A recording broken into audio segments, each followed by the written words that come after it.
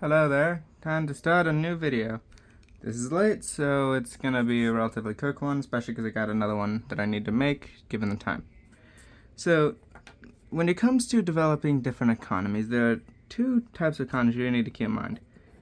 Well, one might call developing economies, or third world economies, and developed economies. Now, the distinction really is, are they, developed or not?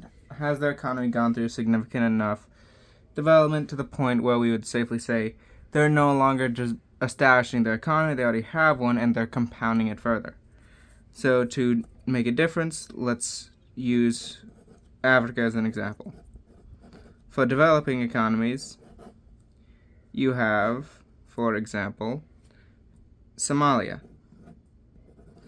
Now, there are a number of reasons why it's a developing economy, but regardless of what they are, it's still trying to get its footing as an economy and establish enough wealth to actually, guard its borders. It's partly why they have such a piracy problem. Staying within Africa, for a developed economy, of course this is relative because we're not including Europe or Asia, you have places like Egypt. Sure, it's hardly perfect in terms of economics, but they got a decently good economy, especially thanks to the Suez and all the trade passing through the region. Now, both are in what would be called East Africa. Specifically, it's northeast for Egypt and about central east for Somalia due to it being in the Horn. Now, how you treat these two is different when it comes to economic planning. Developing economies, first, I'd recommend develop a basic consumer industry. And I don't mean in terms of, producing like electronics or anything. What I mean is get stuff like clothes, furniture, the basics. Also, tooling. This is a very big one. See, you want tools. In particular, you want tools customly made for your own industries.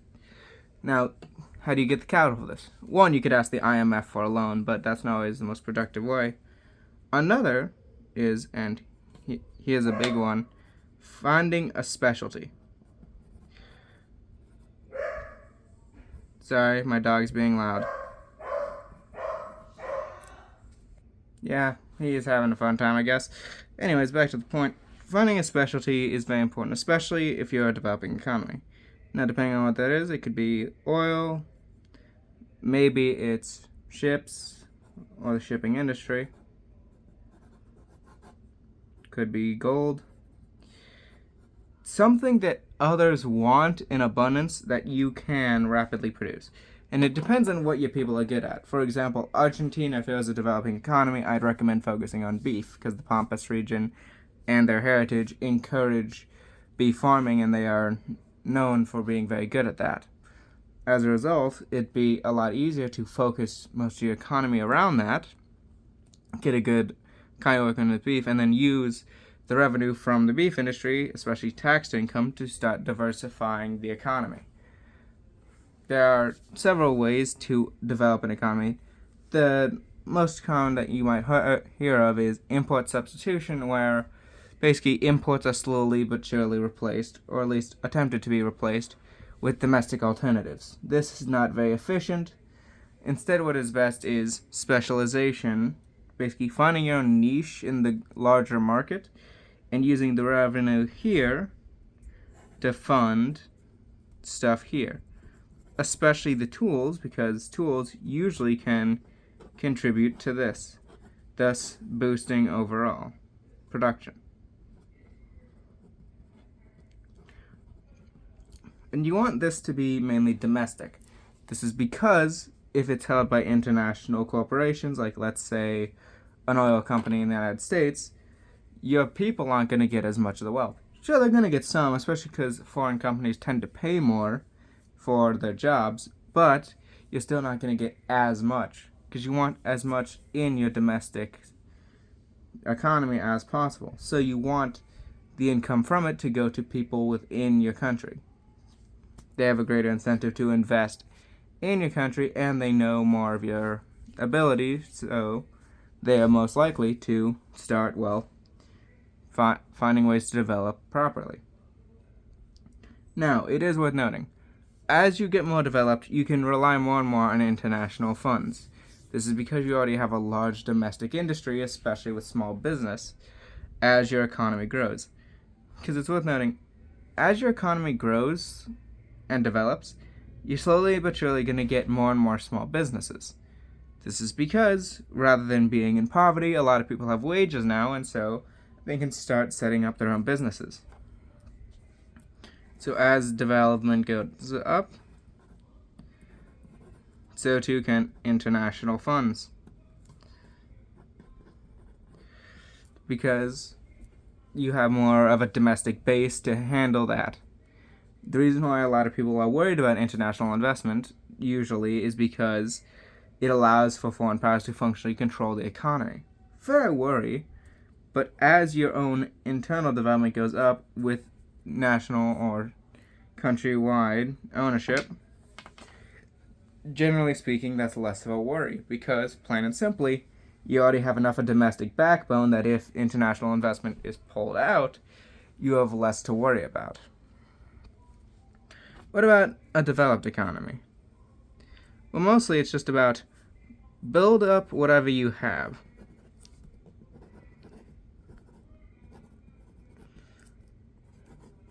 Because you have to remember, developed economies already have a lot of this, so just basically keep going is the big one.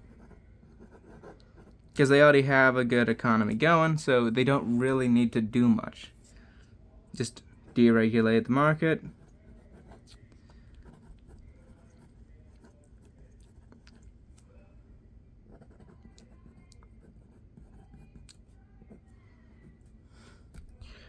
Balance the budget.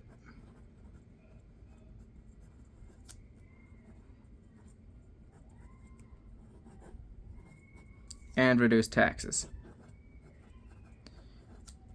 This is because you want as much money going back into your economy as possible. Now, there is value in saving. In fact, I would highly recommend saving. It comes first before investment. But the more money people have, the quicker that time between just saving up money for investments and actually investing is. After all, if you're planning on investing at $100,000 to try to start a small business, or just a little workshop project, well then, it's a lot easier to get that $100,000 if your income, whatever it is, isn't taxed at 5%, 10%, 20%, whatever the rate is for your particular bracket. And so the quicker people can start developing and putting money in for investing in the economy, the quicker people can reinvest and reinvest and reinvest. Because the economy grows like this. Each investment piles on top of itself because it compounds repeatedly. So from point to point to point, it can double or even triple, growing rapidly between each market point and developing into an even bigger economy. Essentially, the longer you let this go and the more you increase the difference in terms of money you take versus money the civilians have, the more and more you're going to see this line go like this. You can actually see this between the United States and France, for example. I'm just picking a random European country because it works better for my example, but both are developed countries. However, the United States is more deregulated and they have lower taxes on average. As a result, if you look at the US economy, it looks more like this, whereas France's looks like this, almost plateaued. And this is with EU help, keep in mind. France only recently, like within the last 5 or 10 years, recovered from 2008. The United States took like 3 years. And even 3 years is exaggerating. It was a rapid solving of the problem. Because that's what happens when your economy is more laissez-faire. It allows for more rapid increases and rapid recoveries, meaning less time spent in the mud of a crash. Now, we could argue how 2008 happened, and I will gladly point the finger when that comes, but we're not there at the time, so yeah, let's avoid that for now. But the thing is, with this, you generally need less and less guidance, because when you're developing an economy, you're trying to basically build things from scratch. Because usually with a developing economy, you're dealing with a lot of subsistence farmers, a lot of people who aren't really used to factory work or really just production in general. And so you got to first get them into the factories and get them used to such service. From there, you have to develop it so that you can build a capitalist class, or at least some sort of upper class willing to invest in your country rather than going elsewhere. Finding a specialty and developing basic industries is a very good way to do that, since they are both reliable for your location and, more importantly, people want them and are willing to invest to get them. From there, you really could just, be laissez-faire otherwise. These are only the basics, but they should do. It's not that complicated, really.